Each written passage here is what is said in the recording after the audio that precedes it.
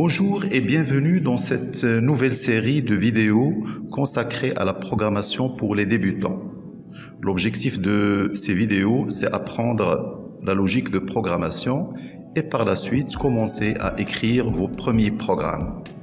Alors, dans cette première vidéo, vous allez commencer à réaliser vos premiers programmes. Par exemple, réaliser un programme qui calcule le chiffre d'affaires. Donc, vous pouvez donner par exemple la quantité vendue, le prix unitaire.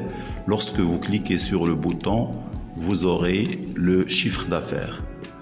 Donc, derrière ce bouton, il y a bien sûr un petit programme.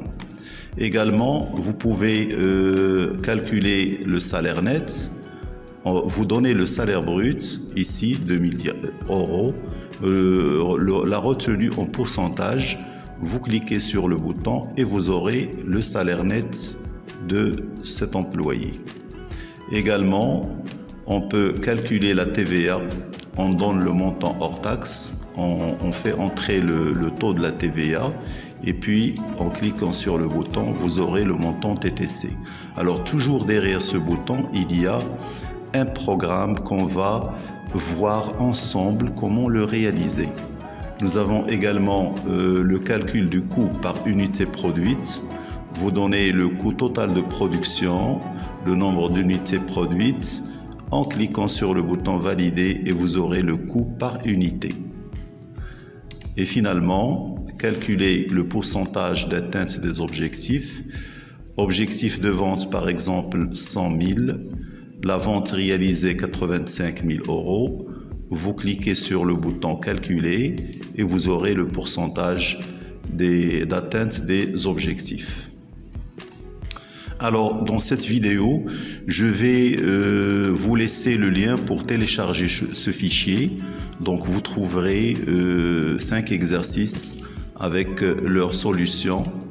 Et puis, c'est à vous de les réaliser. Et en cas de problème, vous pouvez bien sûr faire des commentaires pour résoudre vos problèmes. Alors, dans cette première vidéo, nous allons voir ensemble les notions de base de la programmation qui facilitent bien sûr l'écriture d'un algorithme. Alors, le sommaire est le suivant. Donc, on va commencer par une introduction à la programmation. Qu'est-ce qu'un programme? Qu'est-ce qu'un algorithme? Avec des exemples. Et puis, on va voir l'instruction d'affectation. Et puis, l'instruction lire. Ensuite, l'instruction afficher. Et une application pratique en utilisant la machine et le langage VBA Excel. Et pour terminer, je vais vous laisser des exercices pratiques avec leurs solutions pour que vous puissiez appliquer toutes ces notions de base. Alors, la programmation. Pour écrire un programme, on passe généralement par deux phases. Écrire ce qu'on appelle l'algorithme. Autrement dit, réfléchir sur la méthode qui va résoudre le problème posé. Cette méthode utilisée doit être logique et doit donner les résultats prévus. Après avoir élaboré l'algorithme, on passe à la partie pratique, c'est-à-dire l'utilisation de la machine, autrement dit l'ordinateur. Pour cela, il faut traduire cet algorithme en utilisant un langage de programmation tels que Python, C, C++, Java, etc.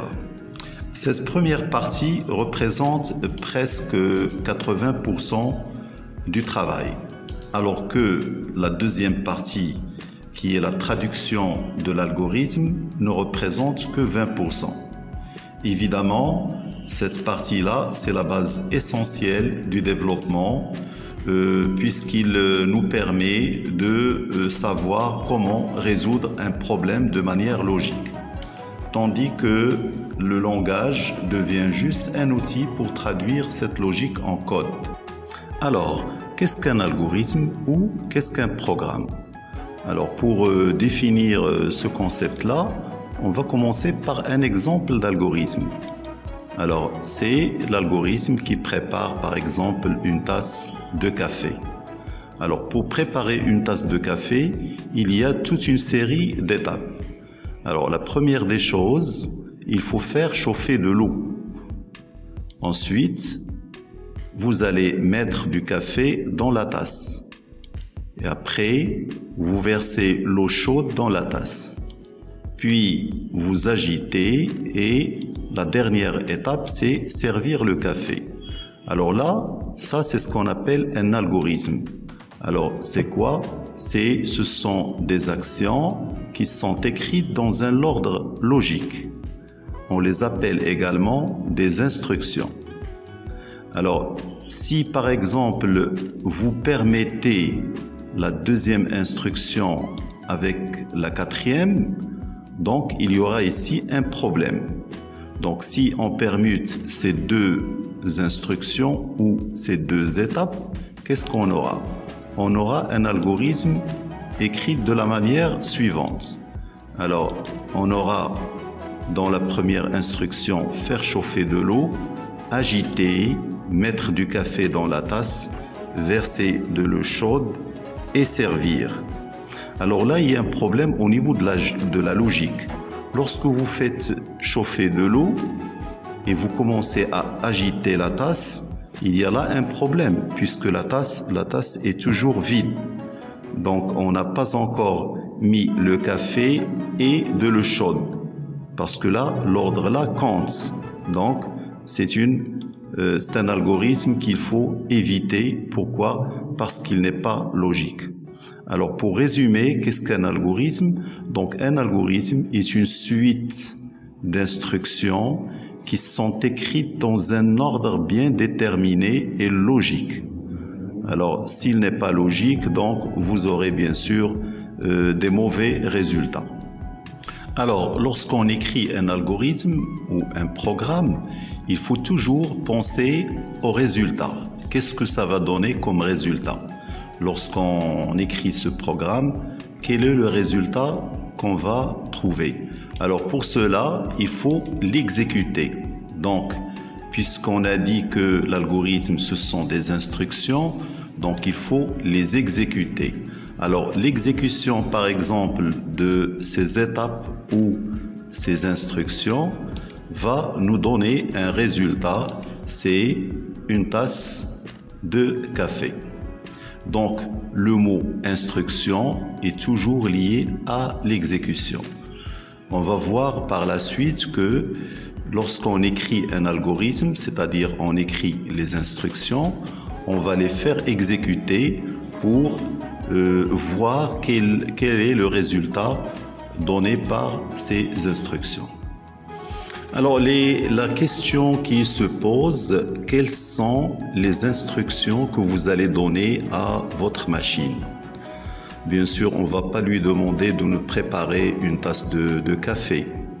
Alors, quelles sont ces instructions que vous allez écrire, que vous allez donner à la machine pour qu'il l'exécute? Alors, la première instruction, c'est l'instruction d'affectation. On a symbolisé cette instruction par une flèche orientée de la droite vers la gauche. Alors, pour comprendre cette instruction, on va donner un exemple. Alors, si vous écrivez A flèche 5, ça veut dire que c'est une instruction. C'est un ordre que vous donnez à votre machine. Vous lui demandez de mettre la valeur 5 dans une case mémoire A. Donc, mettre 5 dans la case mémoire A. Alors, où se trouve la case mémoire A? Bien sûr, elle se trouve dans votre RAM, dans votre mémoire centrale ou bien la mémoire centrale de l'ordinateur. Alors, puisque nous avons une instruction, donc il faut l'exécuter. Alors, que se passe au niveau de la machine? Donc, qu'est-ce qu'on a dit? On a dit que le A, c'est une case mémoire qui se trouve dans la RAM. Le nom de la case, c'est A. Et puis, vous demandez à la machine, à l'ordinateur, de mettre 5 dans la case A. Donc, mettre 5 dans la case mémoire A. Donc, si vous voulez, par exemple, changer le nom de la case au lieu de A, vous pouvez mettre B, C, tout ce que vous voulez. Donc, l'ordinateur va exécuter votre ordre et mettre la valeur demandée dans la case mémoire. Donc, ça, c'est au niveau de la lecture, on peut dire A reçoit 5. Mais le sens de cette instruction, c'est mettre 5 dans la case mémoire A. Alors, une petite remarque, si vous avez par exemple 2 instructions, mettre 2 dans la case mémoire A et mettre 4 dans la case mémoire A. Donc, quelle est la valeur ou bien quel est le contenu de la case mémoire A? Est-ce que c'est 6 ou bien 4 ou bien 2? Alors pour cela, la première instruction c'est A reçoit 2, la deuxième instruction c'est A reçoit 4. Alors que fait la machine? Il va stocker dans un premier temps 2 dans la case mémoire A et puis il va stocker 4 par la suite et le 2 sera écrasé par le 4. Donc le contenu de A finalement est 4. Alors toujours la dernière valeur écrase la précédente. Donc là nous avons un ordre. Tout d'abord on affecte 2 à A et puis on affecte 4 à A. Et par la suite dans la case A, le 2 sera effacé par 4. Alors faisons ensemble un petit exercice d'application. Alors exécuter, on vous demande par exemple d'exécuter l'algorithme suivant.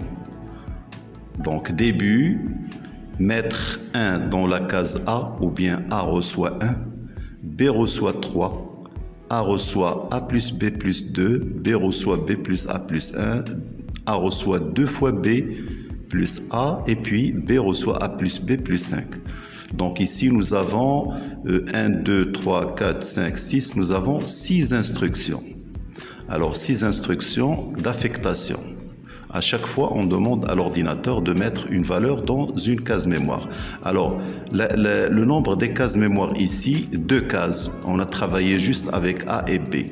Alors, au niveau de l'exécution, c'est-à-dire au niveau de la machine, on aura la mémoire, les 2 cases mémoire A et B.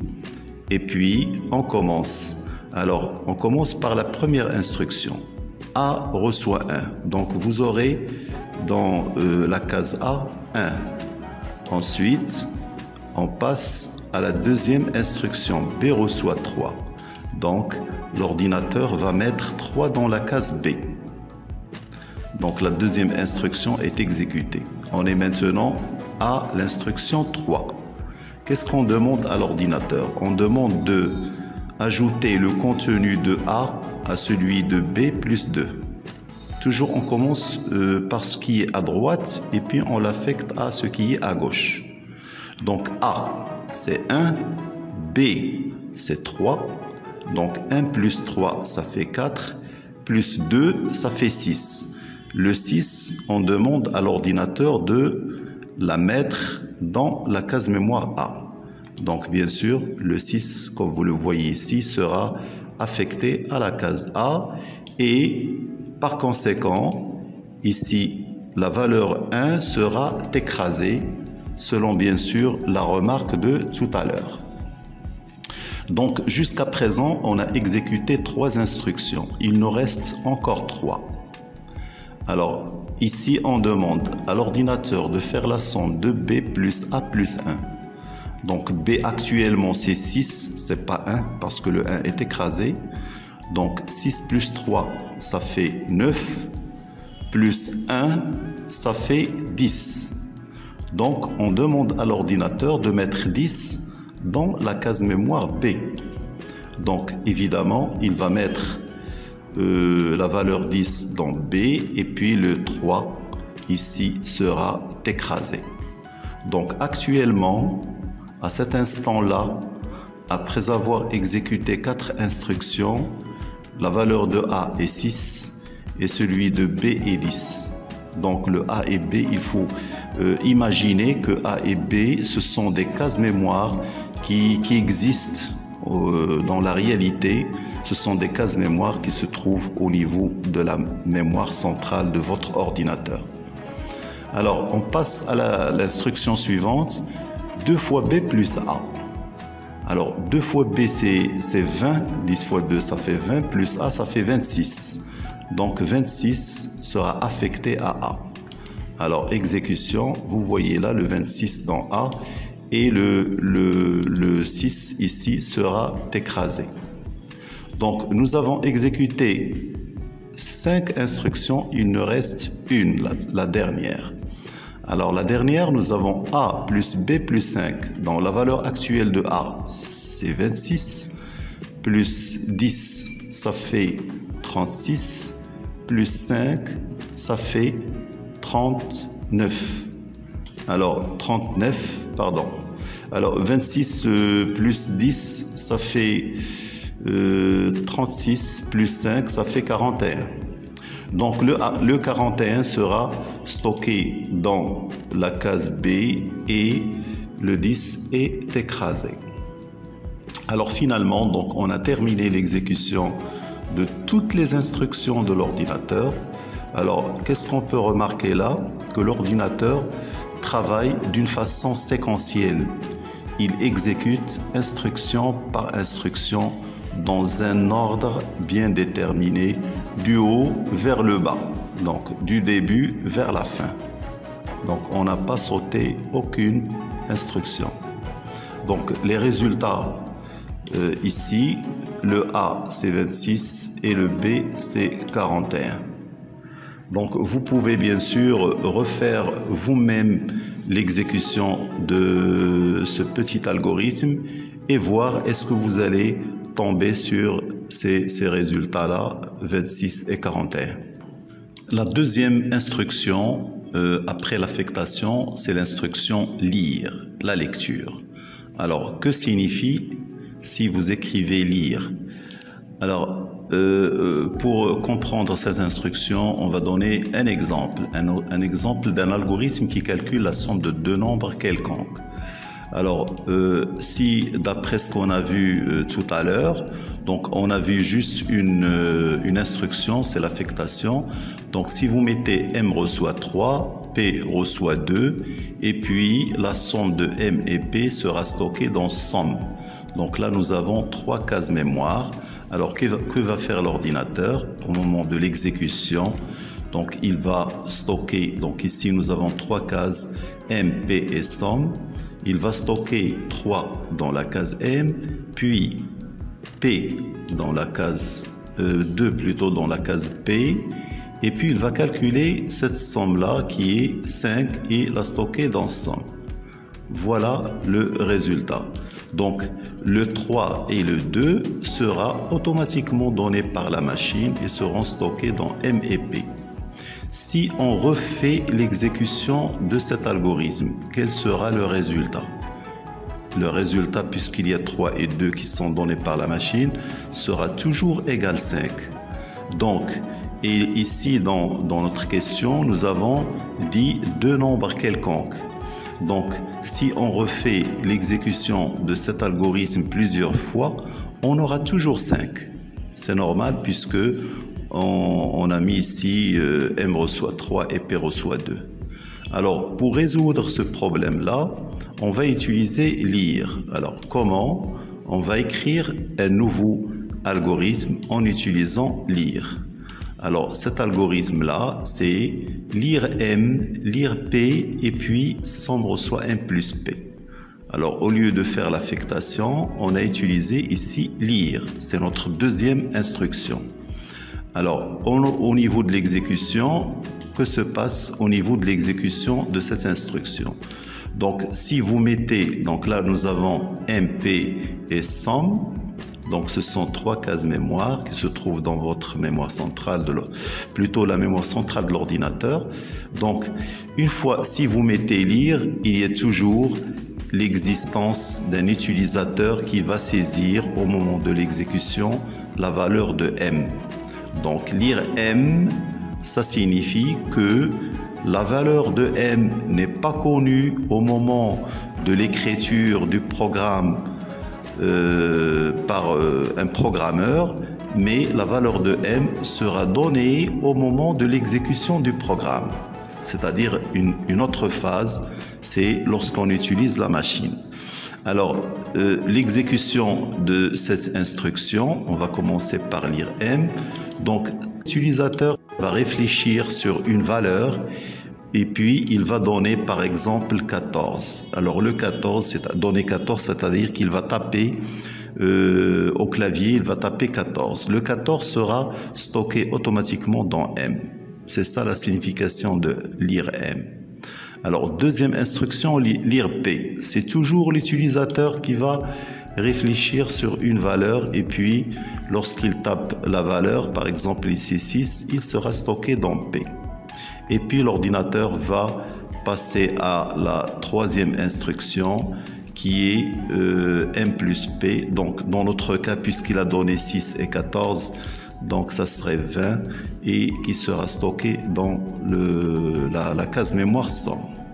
Donc, si vous voulez que l'utilisateur saisit au moment de l'exécution la valeur de votre case mémoire, vous mettez lire. Si vous voulez lui affecter une valeur fixe, vous mettez reçoit, l'affectation. Donc, jusqu'à présent, nous avons vu deux instructions, lire et puis l'affectation. Il nous reste une pour commencer nos exercices et commencer la partie pratique. Alors, un exercice pour utiliser ces deux instructions, écrire un algorithme qui calcule la somme de trois nombres quelconques. Donc, trois nombres quelconques, c'est-à-dire des nombres qui seront donnés par l'utilisateur au niveau de l'exécution. Alors, pour commencer notre algorithme, on va écrire lire A, lire B, lire C. Donc là, j'ai choisi trois cases mémoire. Et puis, la somme reçoit A plus B plus C. Donc, c'est l'algorithme qui permet de répondre à cette question. Alors, que se passe au niveau de l'exécution? Donc, nous avons ici quatre cases mémoire, A, B, C et somme, qui seront réservées au niveau de la mémoire. Et puis, l'exécution, donc lire A, c'est l'utilisateur qui va donner la valeur de A. Pour l'instant, ici, on ne sait pas, on ne peut pas donner le résultat de la somme. Donc, le résultat de la somme sera donné au niveau de l'exécution, c'est-à-dire lorsque le programme sera stocké dans la machine. Alors, la première instruction, donc l'utilisateur va donner taper 50, donc 50 sera stocké dans A. Deuxième instruction, lire B, l'utilisateur donne 10, il sera stocké dans B. Lire C, c'est-à-dire que l'utilisateur va taper une valeur, ici 9, il sera stocké dans C. Et puis, on demande à l'ordinateur de faire la somme des trois cases. Donc ici, nous avons 9 plus 10 plus 50, donc c'est 69. On lui demande de mettre 69 dans la case somme. Donc le résultat, c'est 69. Alors, la troisième instruction, c'est l'instruction afficher. C'est la dernière. Alors, pour comprendre cette instruction, on va commencer par un exemple. L'algorithme qui calcule la somme de deux nombres quelconques. C'est déjà vu. Alors, l'algorithme, c'est lire A, lire B, somme reçoit A plus B. Et puis, au niveau de l'exécution, puisqu'on a utilisé lire, c'est l'utilisateur qui va donner les valeurs au niveau de l'exécution. Donc, par exemple, ici, il va donner 22, ce qui sera stocké dans la case mémoire A. Et puis, il va donner 4. Et l'ordinateur va faire la somme. Donc, nous avons que 3 instructions. Donc, la somme ici, c'est 22 plus 4, c'est 26. Alors, on a terminé. Mais là, il y a un problème. Alors, quel est ce problème? Alors, la somme, il est déjà calculée, oui, c'est vrai, mais elle est stockée dans la mémoire et l'utilisateur ne peut pas voir la mémoire de son ordinateur. Donc, il voit les résultats sur l'écran. Alors ça, c'est une mémoire. Alors, qu'est-ce qu'il faut faire? Il faut ajouter l'instruction afficher. Donc, afficher entre parenthèses le contenu de la case mémoire somme. Alors cela signifie que l'ordinateur va afficher sur l'écran de l'utilisateur la valeur 26. Donc pour résumer, afficher une case mémoire, ça veut dire afficher le contenu de cette case mémoire sur l'écran. Donc ici, pour qu'on puisse voir le résultat. Alors en général, si vous écrivez un algorithme, donc vous avez les entrées, le traitement et la sortie. Alors les entrées de quoi? Les entrées de données. Dans notre cas, nous avons lire A et lire B. Le traitement, ce sont les règles, les méthodes qui permettent de calculer ce qu'on cherche. Donc ici, nous avons une petite règle, c'est la somme qui est affectée à somme. Donc ça, c'est le traitement dans notre exercice. Et puis la sortie, c'est ce que vous voulez afficher sur l'écran pour que l'utilisateur voit les résultats. Donc ici, c'est afficher somme. Alors, pour utiliser l'instruction afficher, vous pouvez écrire afficher entre guillemets somme égale, ou vous pouvez écrire également afficher somme. Donc là, nous avons utilisé les guillemets et là, on n'a pas utilisé les guillemets. Alors, quelle est la différence? Si vous utilisez les guillemets, on peut dire qu'il s'agit d'un message.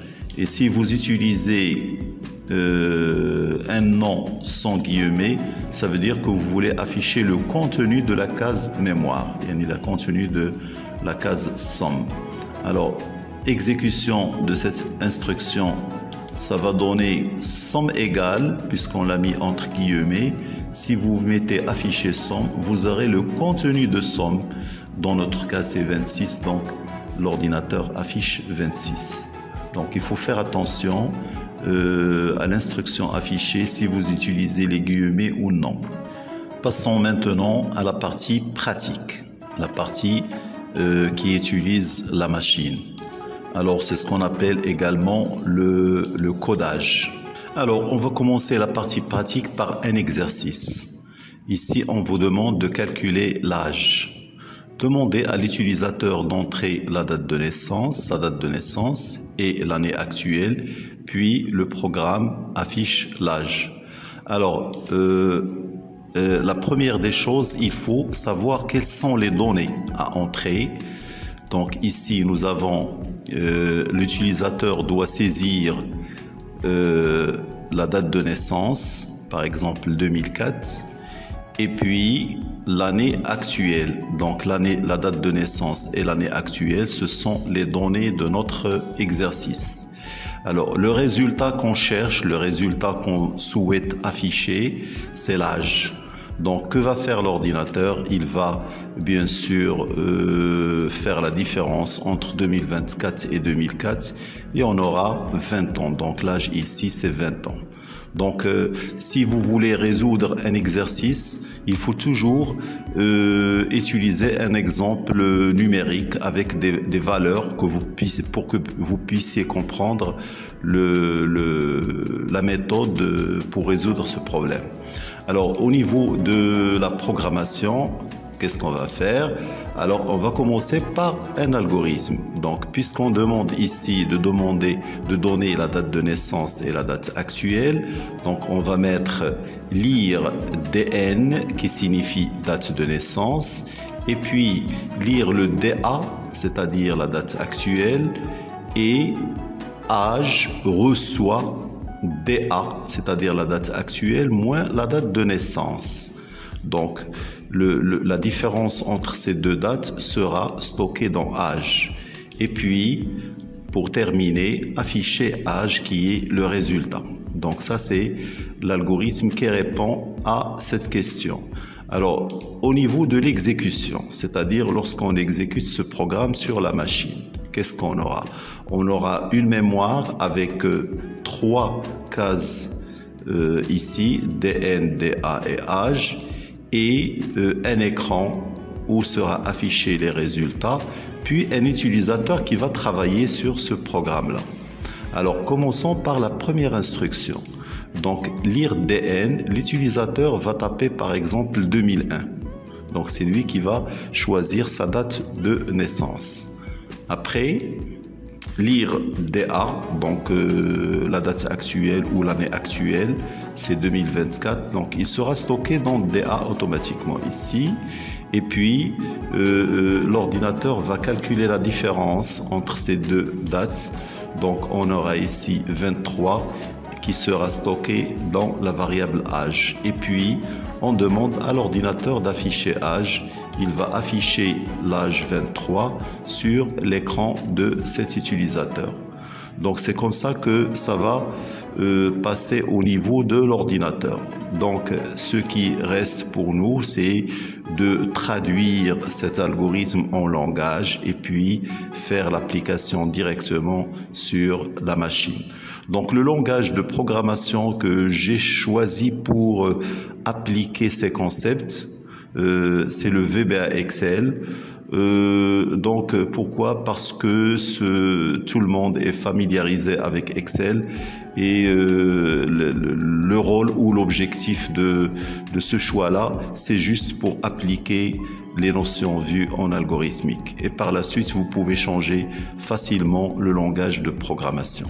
Alors, pour écrire votre premier programme en utilisant la machine, vous allez afficher ici le menu développeur. Pour cela, vous cliquez sur menu fichier, options, cherchez ici personnaliser le ruban et là, vous trouvez développeur, vous allez la cocher pour l'activer. Et puis vous cliquez sur OK. Alors là, vous voyez le menu développeur. Alors pour écrire, avant d'écrire le programme, vous allez présenter votre interface, par exemple de cette façon-là. Calcul de l'âge, c'est un titre. Donnez votre date de naissance. Ici, c'est une étiquette, on s'adresse à l'utilisateur. L'utilisateur va saisir la date de naissance ici, dans cette case-là. Tapez l'année actuelle, donc on va par exemple la taper ici. Et puis l'âge sera affiché ici. Donc nous avons ici deux entrées. On a vu tout à l'heure l'algorithme qui calcule l'âge. Donc nous avons vu qu'il y a deux entrées et un seul résultat qui est l'âge. Alors pour faire ce travail-là, vous allez cliquer sur menu développeur. Ensuite, vous cherchez ici insérer. Et là, vous allez choisir le premier bouton. Donc, c'est écrit ici bouton. Vous cliquez sur ce bouton-là et vous allez le dessiner quelque part. Ici, par exemple. Et vous cliquez sur Nouvelle. Donc, ici, vous cliquez sur Nouvelle. Et là, vous aurez la partie réservée pour la programmation. Alors là, vous pouvez, par exemple, basculer entre Excel et la partie programmation. C'est là où il y a le VBA, le visuel basique pour application. Donc, le programme sera saisi entre sub et end sub. Et si vous voulez aller à Excel, vous cliquez sur l'icône Excel ici. Donc voilà, vous voyez là Excel. Si vous voulez revenir à votre programme, vous cliquez sur Visuel Basique qui se trouve dans le menu développeur toujours. Alors commençons par la première instruction. Donc la première instruction, c'est lire la date de naissance, lire DN. Donc ici, DN sera stocké dans la case F4. Donc la case F4. Donc qu'est-ce qu'on va mettre ici? On va mettre DN, la case mémoire, date de naissance, reçoit, ici reçoit c'est égal, et la cellule D4 c'est range entre parenthèses, donc pardon, alors ici vous allez mettre égal, range, c'est-à-dire la cellule. Alors quelle cellule? C'est la cellule F4. Donc nous avons F4 et F5 qui vont saisir, c'est là où seront saisies les données. Alors F4, donc je mets ici F4. Alors voilà. Donc ça c'est la première instruction. Donc l'utilisateur va taper la valeur dans la cellule F4 et le résultat sera stocké. Donc égal ici, ça représente la flèche de tout à l'heure. C'est pas égal l'égalité, le symbole égal, mais c'est l'affectation. Donc c'est comme ça qu'il faut comprendre les choses. Deuxième variable ou bien deuxième case mémoire, c'est la date actuelle. Donc DA reçoit la même chose, range le contenu. Parce que ici avec Excel, on travaille avec des cellules, des cases. La cellule F5. Donc c'est F5. Donc là, n'oubliez pas les guillemets. Donc au niveau de langage, il faut respecter la syntaxe. Voilà. Donc lire DN, lire DA. Ça se traduit au niveau de VBA par DN reçoit range F4 et DA reçoit range F5. La troisième instruction, c'est calculer l'âge. Alors, âge reçoit ici c'est égal, reçoit la différence de DA, c'est-à-dire la date actuelle, moins la date de naissance. Et puis la dernière instruction, c'est l'affichage. Où est-ce qu'on va afficher notre résultat? Dans notre cas, on va l'afficher dans la case F8. F8. Donc ici, vous allez mettre la cellule range F8. La case F8. Donc F8. Voilà. Alors F8 reçoit. Donc les guillemets, la parenthèse, reçoit, c'est pas égal, reçoit âge. Âge. Et voilà les 4 instructions. Donc je recommence. Nous avons ici DN reçoit, je dis bien reçoit qui est symbolisé ici par égal. Le F4, le F5, et puis on a calculé le traitement. Ça, c'est le traitement. Et puis l'affichage de résultats sera dans la case F8. Alors, pour voir notre résultat, on passe à Excel pour exécuter. Alors, si vous voulez exécuter votre programme, vous devez cliquer sur ce bouton.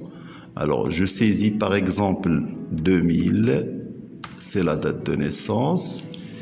Puis, l'utilisateur saisit l'année actuelle, 2024, et je clique sur le bouton pour exécuter le programme. Voilà. Alors là, j'ai une erreur. Variable non définie. Alors, il faut faire attention. Toutes les variables que vous allez utiliser, vous devez les déclarer en haut. Alors, vous cliquez sur ce bouton pour arrêter l'exécution. Voilà. Et vous déclarez les variables. Alors, la déclaration des variables ici en VBA, ça se fait avec dim. Dim, donc j'ai utilisé DN, donc DN, virgule, DA, virgule, âge. Donc, ce sont les cases mémoire que j'ai utilisées. Alors, vous allez mettre ici entre virgule et puis vous mettez as et le type. C'est-à-dire, qu'est-ce que vous allez saisir dans ces cases mémoire? Moi, je vais saisir des entiers. Donc, je vais mettre integer. C'est-à-dire, le type que je vais utiliser, c'est le type entier. Ce sont des nombres entiers sans virgule. Donc, cette déclaration est obligatoire en VBA si nous avons une option explicite. Alors, je recommence, je passe à Excel. J'ai saisi déjà la date de naissance et l'année actuelle. Je clique sur le bouton pour exécuter le programme. Et voilà, ça me donne 24. Alors, si je change, je prends par exemple 2001 et puis je clique, vous voyez, il calcule 23. Donc, le clic sur le bouton, ça vous permet d'exécuter le programme, c'est l'exécution. Donc, tout ce qu'on a vu au niveau des cases mémoire, des affectations, etc., se fait rapidement et dans la mémoire centrale de l'ordinateur. Alors ici, je vais changer bouton 1, je vais la remplacer par calculer. Je clique droit et puis je clique sur modifier le texte. Je vais effacer bouton 1 et je vais mettre à la place calculer. Voilà. Donc voilà, donc là vous avez l'interface et le programme se cache derrière ce bouton. Alors là, nous avons des exercices à faire. Donc nous avons un premier exercice qui vous demande de calculer le chiffre d'affaires. Donc là, vous allez lire et là, vous avez un exemple avec des nombres pour que vous puissiez comprendre l'exercice. Alors là, on vous demandez à l'utilisateur d'entrer la quantité vendue et le prix unitaire, puis calculer et afficher le chiffre d'affaires dans une cellule. Donc, les données à entrer, ce sont la quantité vendue, le prix unitaire. Le résultat cherché, c'est le chiffre d'affaires, c'est-à-dire le total des ventes. Donc là, vous allez écrire l'algorithme et puis le traduire en VBA puis pour voir l'exécution. Nous avons un deuxième exercice qui calcule le salaire net, un troisième exercice de TVA, un quatrième pour le calcul du coût par unité produite et un dernier exercice qui calcule le pourcentage d'atteinte des objectifs. Alors tous ces exercices-là sont déjà traités dans le fichier Excel qui se trouve dans la partie description de cette vidéo. Donc c'est un fichier à télécharger. Alors, les corrections ou bien les solutions des exercices proposés se trouvent dans ce fichier Excel. Donc, l'exercice en bas, vous voyez là l'exercice numéro 1, 2, 3, 4 et 5. Si vous voulez voir le code, donc là, vous pouvez voir les interfaces de ces exercices-là. Donc, vous n'êtes pas obligé de faire la même chose au niveau de l'interface, exactement la même chose. La chose que vous devez respecter, c'est les noms des cellules utilisées dans votre programme. Alors, pour voir le programme de ces exercices-là, vous cliquez sur menu Visuel Basique et là, nous avons toutes les procédures de ce programme. Donc, l'exercice numéro 1, l'exercice 2, l'exercice 3, le 4 et le 5. Donc, si vous voulez passer à Excel, vous cliquez sur, ici, l'icône Excel. Voilà, donc c'est tout pour cette vidéo. Merci et à la prochaine.